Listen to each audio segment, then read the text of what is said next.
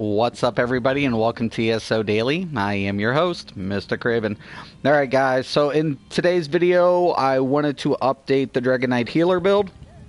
There are a couple pieces, ideally, I still have been trying to get. I've been busy on two different platforms, but I will be going over this build today. So, first and foremost, I want to go ahead and get into the character sheet. My max magicka is looking at 38,554. Magic recovery on sword and board side is 1,468. Max health is 19,618. That should be a little higher. I will explain why it quite isn't, but it works out nice. It's still within that error. That margin that I like to be at. Spell criticals at 55.3, and the spell damage is at 1,557. Now, if you look to the left, you'll see that the magicka is allocated at 50. Health is 14. The Mundus we are running is the Thief. We are using max magicka and max health. And also on the staff side, we have our stats at 37,056. Magic recovery is at a nice 1,569. Health is still at 19,618. Spell damage has gone up to 1,762. And the spell crit, once again, is at 55. This one's 0.3. So, looks really good. Let's go ahead and go over the skills, and I will break everything down. Nothing's really changed with the skills with the Dragon Knight Healer, so that's, a plus. So we'll go ahead, and I'm going to show you guys. We're going to be using Healing Ward. Now, this is our primarily our oh shit button, but for the Dragon Knight Healer, this becomes a big deal because his primary job as a healer is to mitigate and then heal the difference. Other healers heal and then throw in mitigation, but for the Dragon Knight Healer, his primary objective always is mitigate first, heal the difference. Now, Healing Ward is very expensive, so you have to kind of decide when you want to use Healing Ward because it costs 4,040. But what it does for you is it calls on your staff strength to protect your lowest health ally around you with a damage shield that absorbs 6,291 damage while also healing the target for 2,644. The shield strength increases up to 300% depending on the severity of the target's wounds, and when the shield expires, the target is healed for 119% of the ward's remaining strength. But remember, guys, supposedly percentage values don't have a diminishing return, so why have 19? No, I'm just messing with you guys. Yeah, so but yeah, it's 119% of the difference. Healing Springs. Now, this is one of our primary heals in most heal builds because what it does is it summons a restoring spirit with your staff, healing you and your allies in the target area for 2,045 health and an additional 2,045 health every second for 3 seconds. You restore 338 magicka for each friendly target hit by the initial heal, up to 3 targets. So this works out great because this maintains resources. Combat Prayer. If you do not have Combat Prayer on your resto staff, I do not know why you are a healer, because Combat Prayer I use on every healer build I run. Why? Because it slams my staff down to activate its blessing, healing me and my allies in front of me for 5,257 health. It also grants Minor Berserk, Minor Resolve, and Minor Ward, increasing you and your allies' damage done by 8%. And their physical resistance and spell resistance by 1,320 for 8 seconds. So this buff comes in handy. So also we have Cauterize. That comes from the Ardent Flame abilities, and it's the last one that gets morphed. What it does for you is activates an Aura of Flames, which launches a fireball at an ally to cauterize their wounds every 5 seconds, healing them for 4,765 health. While slotted, you gain Major Prophecy, increasing your spell critical rating, but keep in mind this does not stack with Inner Light. Okay, so there was a bug that was showing it, but it doesn't stack because Inner Light also gives us Major Prophecy. But the reason we utilize Inner Light on our bar because it increases our max magicka by 5%, and of course we use that on both bars. So it's not that I need the critical because of the cauterize, but I still need that max magicka. So we're going to be using Reviving Barrier as an ultimate selection. I use this as needed and when I call it out. So a Reviving Barrier invokes defensive tactics to protect yourselves and nearby allies with wards that each absorb 34,909 damage. That is pretty huge for me. So about almost 35,000 damage I can absorb, right, for my party. The ward also heals you and your allies for 24,024 health over 30 seconds. This is really nice. And here's the deal, guys. If you don't have healing ward, it's in your support tree, and you have to get up to level 9 in support. The reason being, you want magical aid. What this does is it increases your magical recovery by 10% for each support ability slotted. So you're going to get an additional 10% towards your recovery just to have it slotted. But you're going to have to PvP to do that. Now keep in mind, Battlegrounds isn't adding to Assault or Support. So you have to still do Siege and Cyrodiil to get to level this up. But if you're going to be a hardcore healer, and especially a trial healer, I'm always going to suggest to you guys, even if you use Aggressive Warhorn majority of the time, which is another PvP ability, but you only need 4 to get this, you want to PvP. Because what Aggressive Warhorn does is it sounds a warhorn to rally your forces, increasing your allies' max magicka, max stamina by 10%, and granting them minor toughness, increasing max health by 10% for 30 seconds. Your allies also gain major force, increasing their critical damage done by 15% for 9 seconds. So I'm telling you guys, as a healer, it pays the PvP just to get your passives up on this and to get that Reviving Barrier. On sword and board side, we're going to be using igneous weapons. To me, this is where igneous weapons becomes such a big deal, guys, because it charges you and your allies' weapons with the volcanic power to gain major sorcery and major brutality, increasing your spell damage and weapon damage by 20% for 39.6 seconds. Also, this is the big must for the Dragon Knight healer, is the Igneous Shield.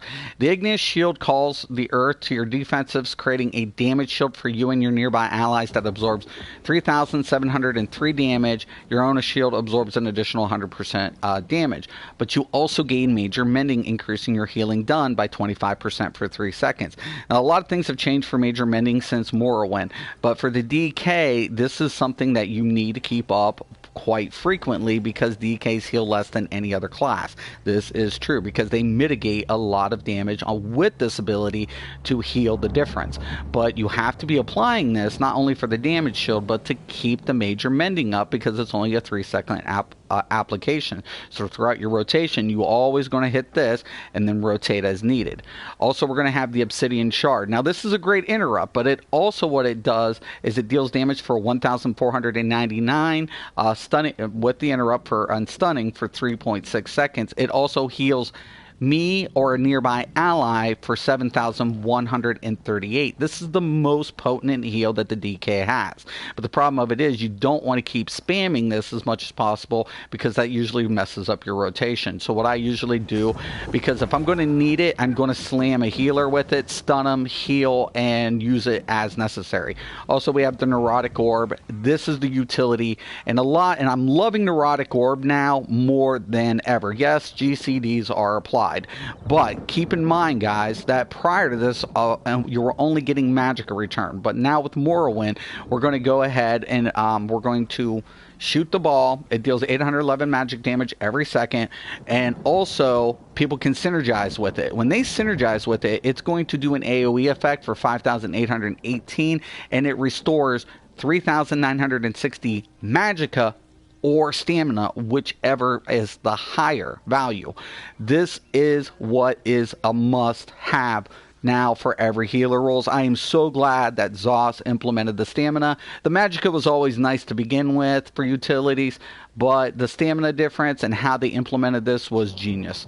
So once again, we have inner light on both bars and aggressive warhorn.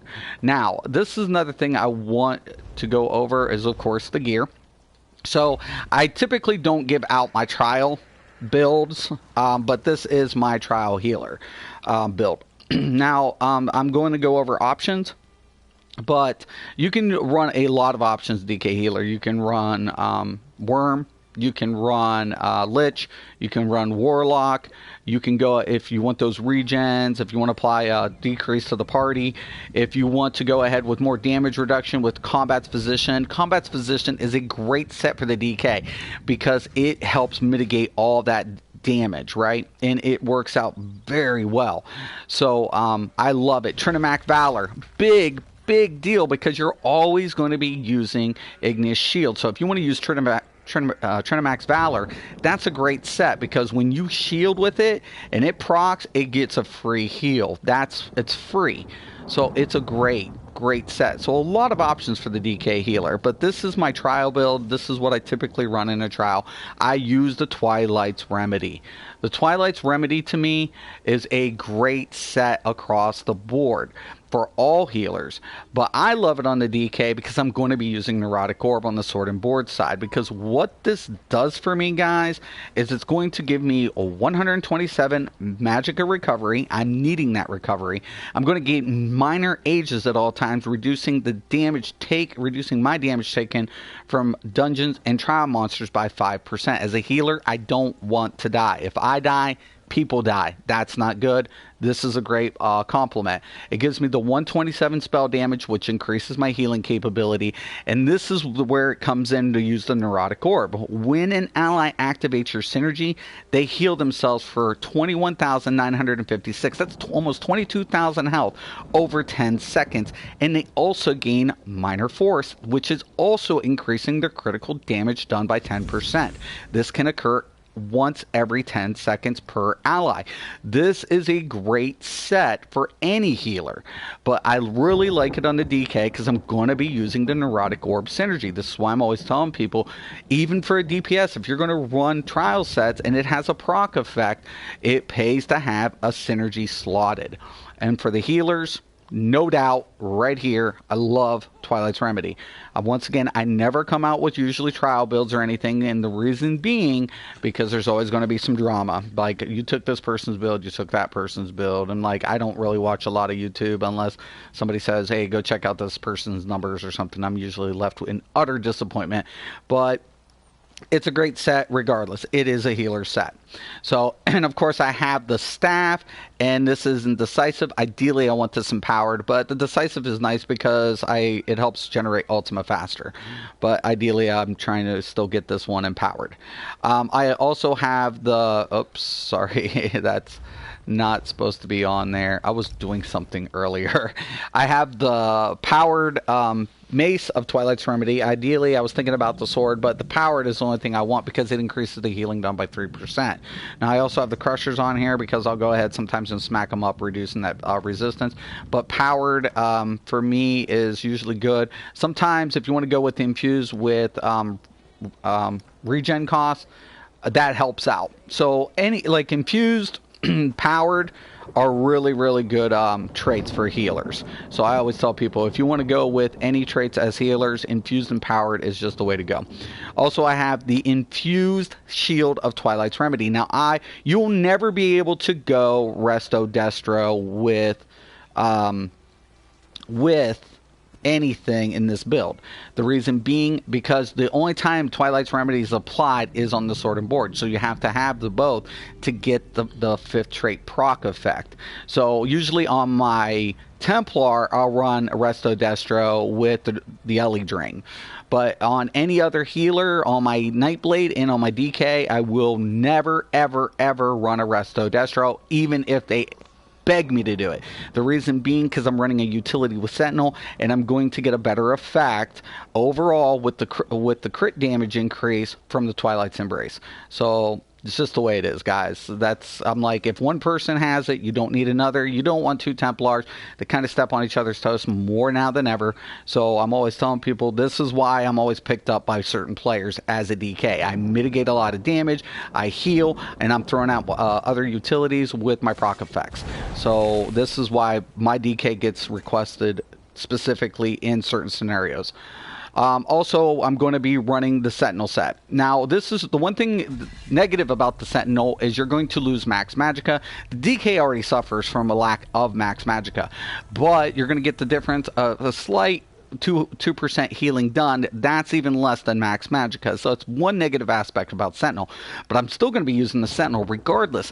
Why? Because it's going to heal a friendly target when it releases. It heals friendly targets in the area, has a 10% chance to heal targets in the friendly area for 1,230 health, and it restores 524 stamina to me and the allies within that radius, 5-meter radius, every second for 8 seconds. This can occur every 15 seconds. This is why I use the Sentinel, because I lack a lot of utilities as a DK. So to utilize this to help restore the stamina for my stamina users frees up the orb for my Magicka users. So if this is dropping and they don't need to hit that, they're going to go ahead and let the Magicka users use it. Now, if they're calling it out and you have two people running different proc effects on Maul sets, they will call it out in organized play to say, I'm going to hit this crit, because they know in Twilight you only got you got that CD effect, that cooldown, so you can only do it every 10 seconds. So that rotation is going to become more more important to call that out specifically. Okay, now I also have the Spell Power Cure Jerkin Divine. This is supposed to be infused, but I need one more piece of Divine anyways because I'm running the Thief. I don't want to drop that crit percentage below 55 point something. But right now I have Divine because the game really hates me as far as this, so I'm using the Divine. I have not glyphed it, and I need one other piece, just one piece Divine, because I'm going to be using also the Sentinel Light. Now notice this is light, guys. I need this in, I want to say heavy. So I'm still needing the heavy version so I can get the 2% increase of health. So when you guys notice that my health was a little low, that's why. Because I'm still trying to get the heavy Divine piece. Or infused. I'm not too picky. Infused would be actually pretty good, but I glyphed this with health. So I don't really want it because I take this piece, also glyph it with health, my Spell Power Cure Sash. That's Divine. That is intentional. But I need infused pieces. I need at least 2 more infused pieces. Why? Because I'm capping up a little bit more on Max Magicka because I'm a DK. I have less resource pool than any other class. So I'm going to be using the hands and the feet infused currently. Now if I get the infused chest, I will go ahead and slot one of these Divine. But right now they are infused, and that's intentional. I also have the infused Twilight's Remedy pants and shoes. I also have all of my Spell Power Cure jewelry. The difference is because of these changes with Morrowind, I glyphed 2 of them with recovery, and I kept 1 with spell damage so my healing would not drop too low. And that's pretty much how this goes as far as the gear. Now let's get into the champion system. A lot of changes coming up, and one viewer yesterday made a very good point, as far as the variables after a certain percentage will lose value. It's kind of hard to explain. He knows what he's talking about, and he's like, there's wasted points. And I agreed with him. I'm like, yes, but we're looking at 1 point wasted here, 2 points wasted here. There's no place to really allocate these points efficiently in game. So that's why they were there. But tenacity was a big one because the main thing around here is weave ups. And even though there seems like so many points get lost in that transition, it's never going to be ideal and perfect, but it gives you some flexibility. Because remember, guys, we got a 30-point increase with Morrowind. Also, the percentage values got, they went rounded up to the whole, and now we see an indifferent variable, between percentage values. So you'd have to calculate every percentage value for every point placed, whether it's a 25 or a 15% max cap. So that's usually pretty consistent across the board. So I can go ahead and we can get into a math discussion all day, but, you know, there is some margin for error. Some. So I don't want people to say it's an absolute. I never say that, because depending on each build, you're going to fluctuate your CP points somewhat. So, you know, there is some error for margin. You know, margin for error, I mean. So in this build, we're going to be going ahead and you putting 75 into Bless up 14%. Keep in mind, if I could allocate the 25 point into getting 15%, but 25 points for a 1% value is nuts. So I'm not going to do it. Plain and simple. But crit heal now becomes a focal point in this. That's why you want to get your critical value up over that 55, because you can capitalize on the crit healing in this meta. I hate the word meta, but we're going to use it. So in this meta, the crit value heal is a huge deal. Now, I'm going to be dealing a little bit of damage with like Obsidian Shard. So I put a little bit into the Elemental Expert, plus it really does help, you know, with some of the staff damage and magic damage. Spell Erosion. Now, I do get the passive for Light Armor, which is 4,288 or something like that. But I want to put a little bit more into Spell Penetration for some of those damaging effects. But keep in mind, I'm a healer. I don't give a shit really about my damage. I want to maximize the healing potential. This is why we want to put points into the Staff Expert. Keep in mind, guys, that in the passive for Staff, we're going to heal a percentage of the damage inflicted. So this is why we put into the Staff Expert. We want to get that damage up to heal more by the passive's effect. And then, of course, I have nothing into the mage. For Ironclad, I have 9.4. Once again, this is a area for, you know, margin. You know, how much damage do you want to reduce? Blah, blah, blah, blah, blah. You can go there and you can sit and tediously work at percentage. I am not that anal. I am anal to a point, but not that anal. So we just went 9.4. Okay, Hardy. Once again, I want to reduce damage. Everything's about damage reduction. So we're going to reduce the direct. Now I'm going to reduce the overall amount by percentage by 10.95%. But keep in mind, I am a vampire. I can't put in all the way to Elemental Defender. Once again, 25 points for 1%. It's just not worth it. If I wanted to mitigate more damage against fire, I would glyph, you know, one of my jewelries with fire resist. But I will take this up to 14%. But the Dunmer, being a vampire, does help, and I also get that 10% regen towards Stamina Magicka. So that's why I do like the vampire, but you don't have to go vampire. But that's a personal choice.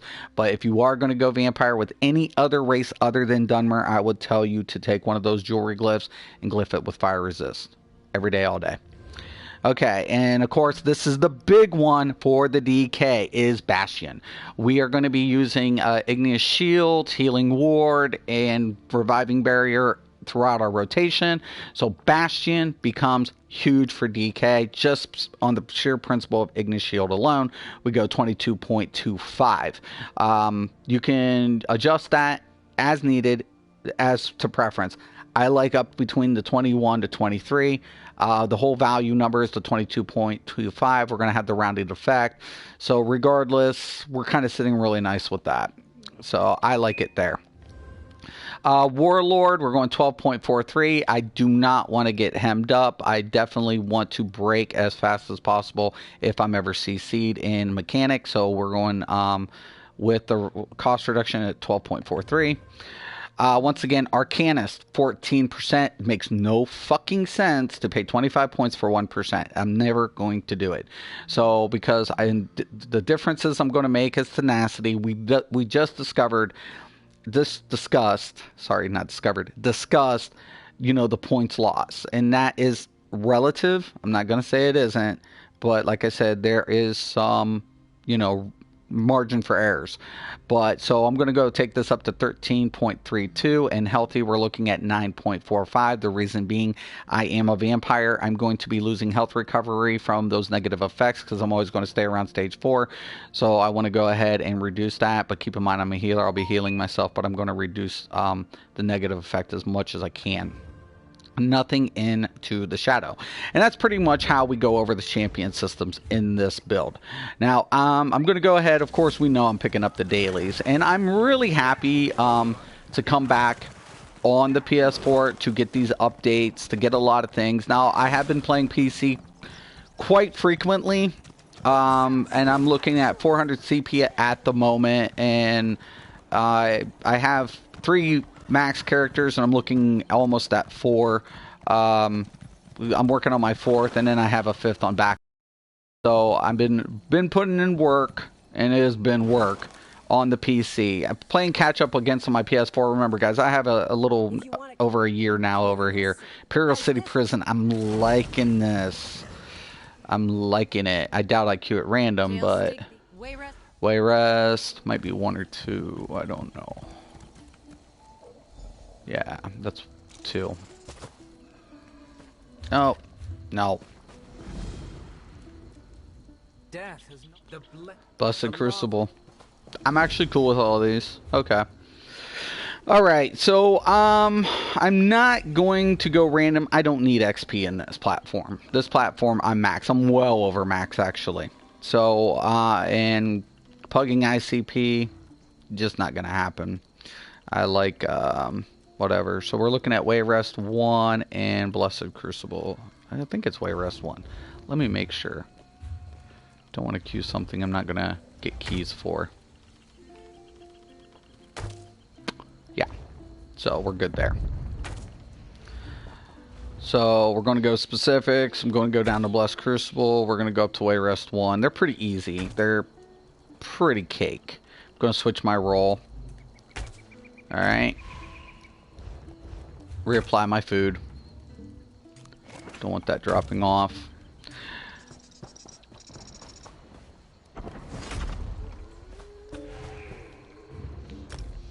Now, if this goes into chat, I will mute this and I will get out of chat.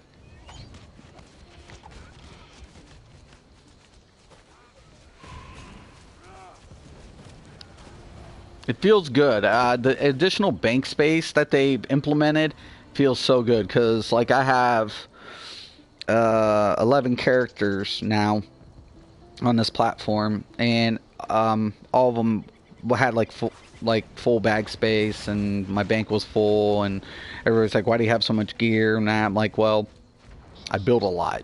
I like experimenting, even with gear sets that most people would think is trash. Like niche is the big thing now, but I already had niche. I've been running niche. Nothing's changed as far as, you know, that gear sets, you know, performance. But I used to get like ragged on for using niche, but now it's the big thing.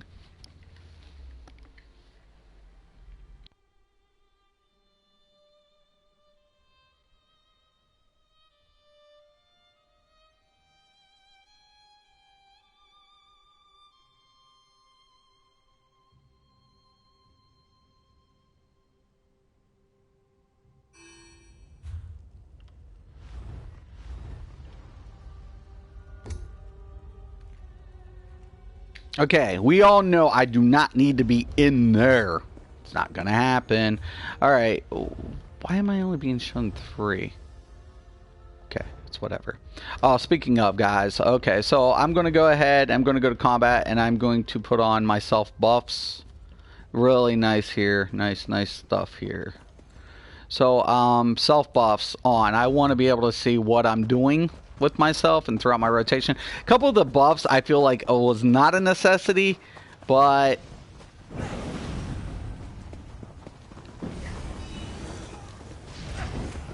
might turn that off anyways.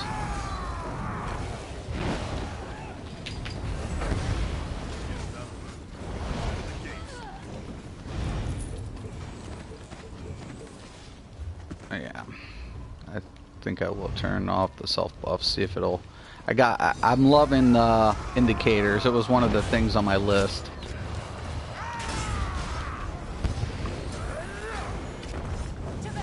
Yeah, now see, it's only throwing the debuffs. That's the one bad thing. I think they could actually kind of.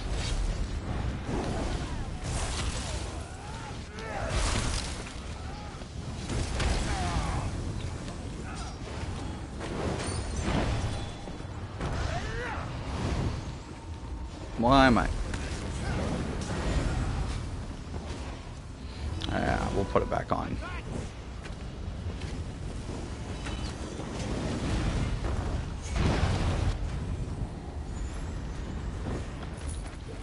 Nice. Looks good, guys. I smash you to bits.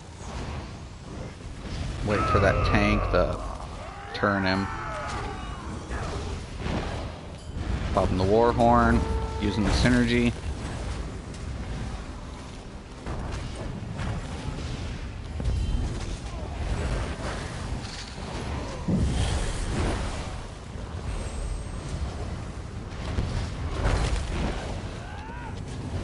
I can't make people hit synergies. If they miss it, they missed it.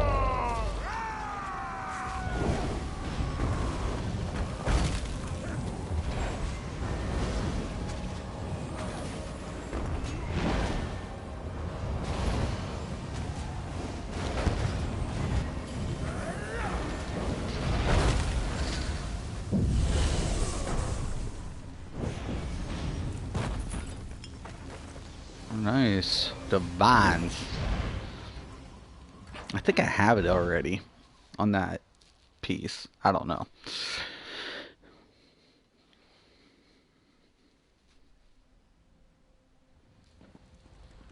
It's a good question here, guys.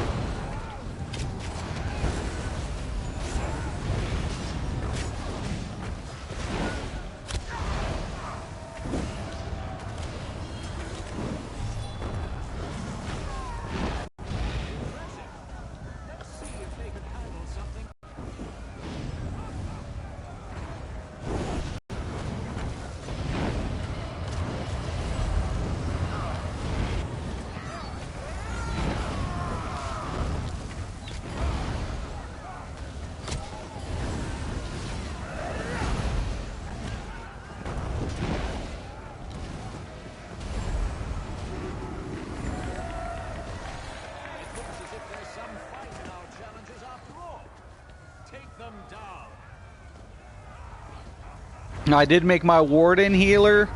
I'm hoping to have it done by next week. I'm still finalizing a few things on my. I got most of the gear for my tank on the PC. Just trying to finalize a few things.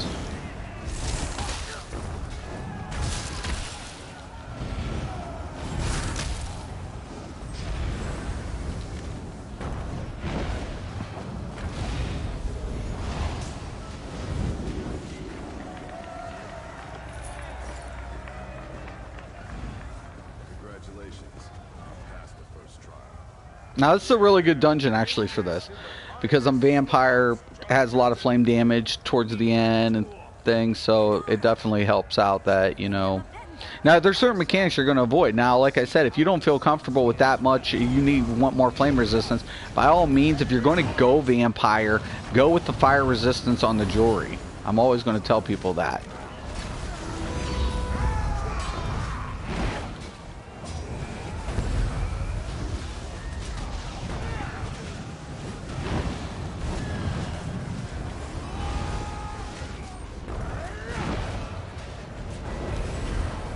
I don't know how much health this dude has, but he is some squish.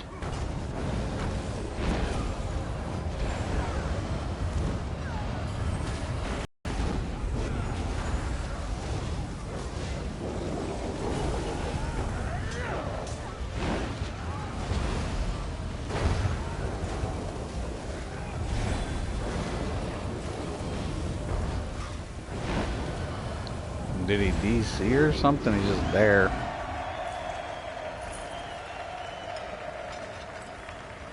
Let's see. 17. 34. That's got to be the tank. 16. That's not the dude that's taking so much damage. Is our tank coming? What happened to our poor tank? I hope he's okay.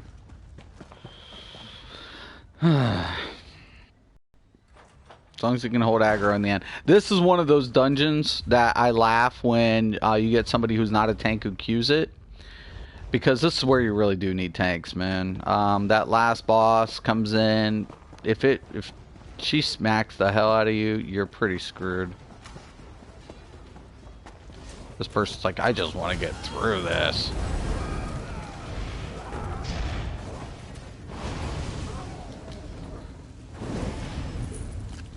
The tank's not going to even know to run through this. Maybe. It's kind of low. I don't know. Maybe he will. Probably think, what had happened to these guys?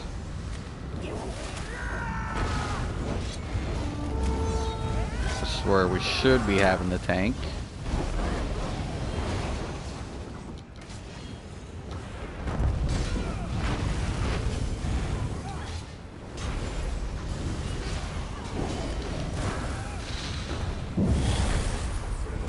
Okay, he's here.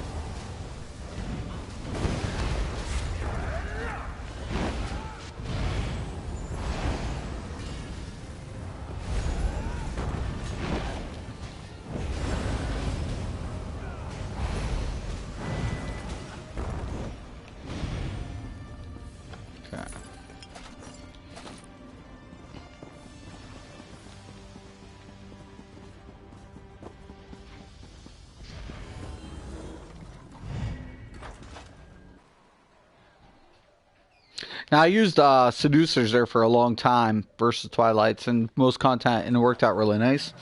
I've also used Worm. I've tried to use Worm on this. It was alright, but the effect only on being on board was not as much as I would have liked it. So, on DK. On my Templar, I really like Worm.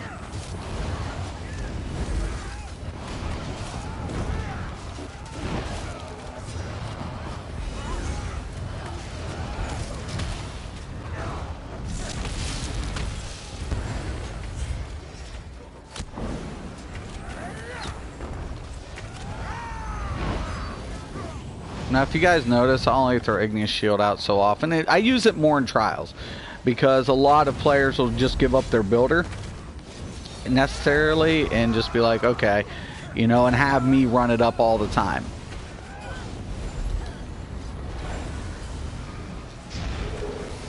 And usually in a lot of trial situations, I'm kind of like, you know, letting the big heals fall off, mitigate, buff, apply effects, you know.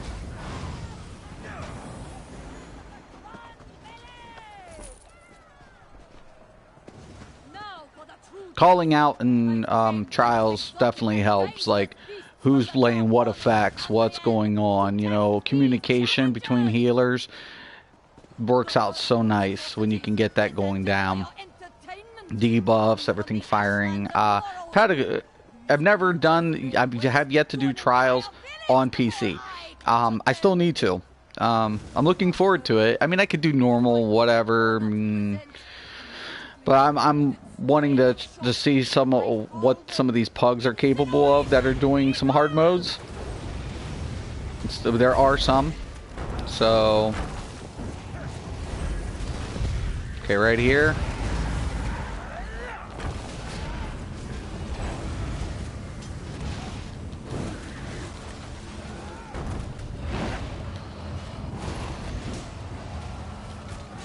Always remember, guys, get those shields down as much as possible.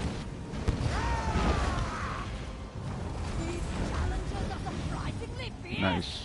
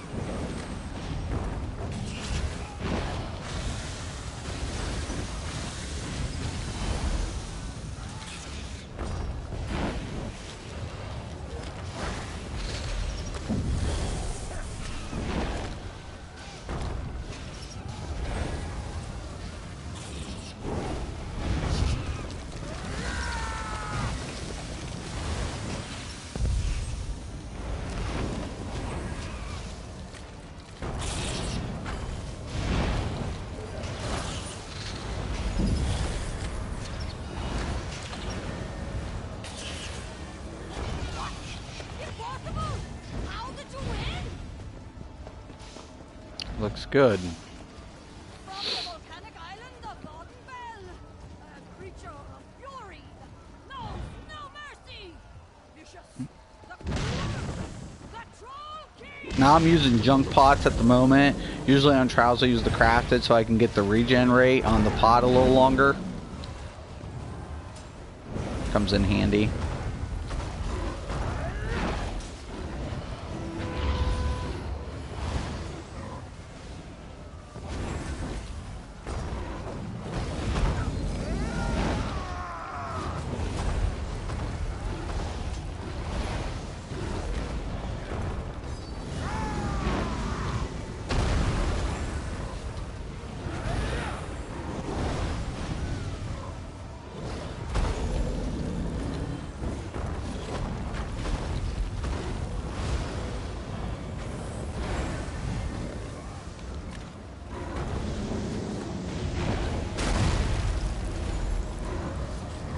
Always making sure you know that rotation pretty good helps when he's going to slam.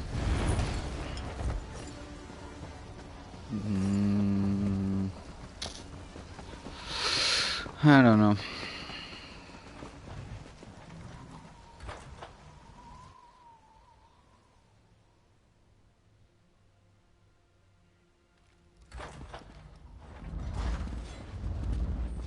Now, nice thing about DK, if you're going to ask, I did make an Argonian DK healer. He's really, the healing amount difference is noticeable. I'm not going to say it isn't. The health increase, all that stuff is great. But the one thing I really hate is the lack of max magicka. The DK has it so rough on that to begin with. And add the Argonian, it was just like, it's doable. But it is, I would not recommend Argonian DK healer for, you know, people who are just trying it out. They struggle so bad with resource management.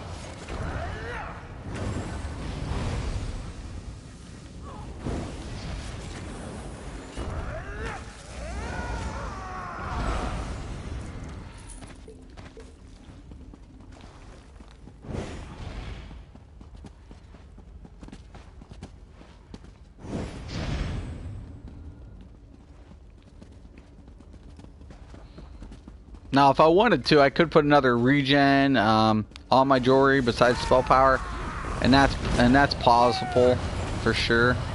So if you want even more, you can go that way. But I'm pretty comfortable sitting around between 14 and 1500 on a healer.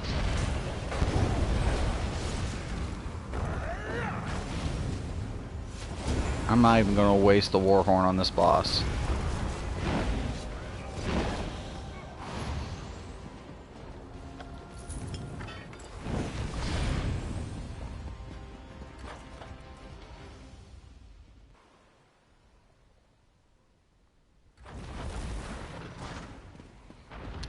Of course, it's scroll time, people.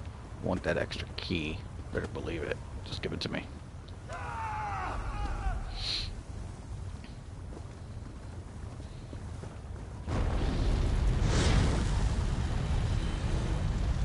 I am the you are nothing.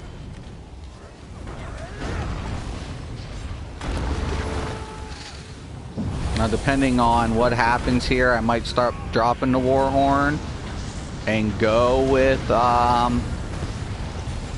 the barrier. But if everybody knows the mechanics, I'm going to keep firing that Warhorn.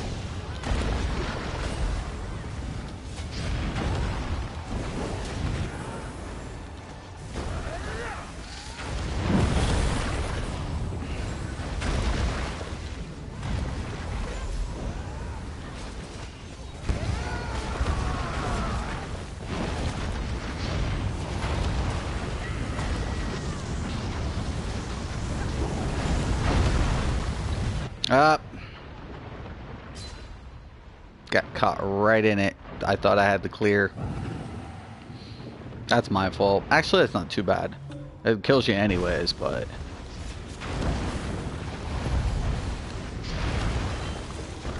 That's what happens when I can't mitigate the damage when I'm down. She throws that. When it'll just kill you.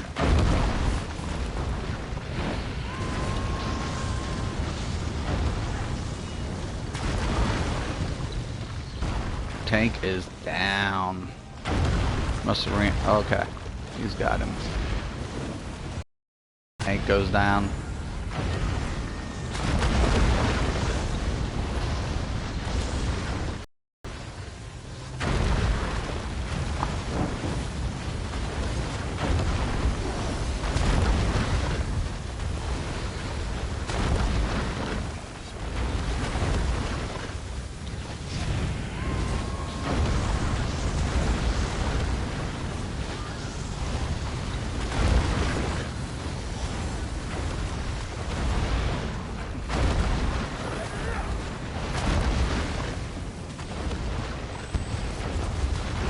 Says I'm having technical difficulties. I don't know if I'm still recording. I hope I am.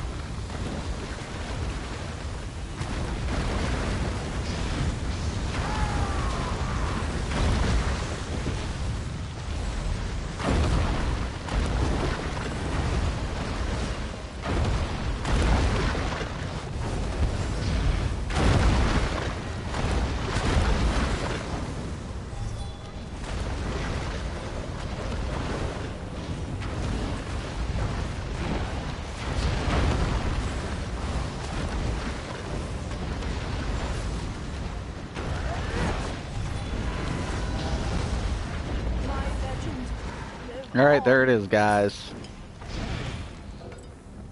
Well fitted. Nah.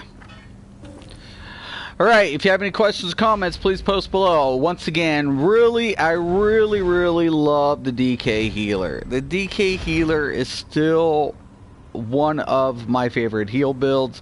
It's completely viable. The devs do such a good job, guys. If anybody tells you any different, they're completely full of it. But I love him. Love this, one of my favorite classes to ever roll with. But I appreciate everybody for watching, and once again and always, have a nice day.